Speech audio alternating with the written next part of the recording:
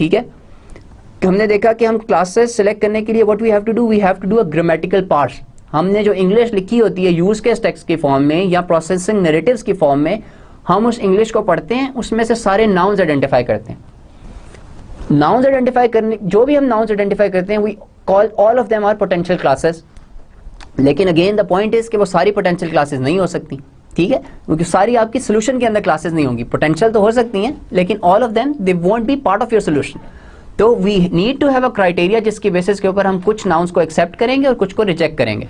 तो we saw there are 6 criterions, और कोई भी आप क्लास सेलेक्ट करें it should satisfy all those 6 criterias, ठीक है, और उनकी बेसिस के ऊपर हम क्लासेस को एक्सेप्ट करते हैं और रिजेक्ट करते हैं।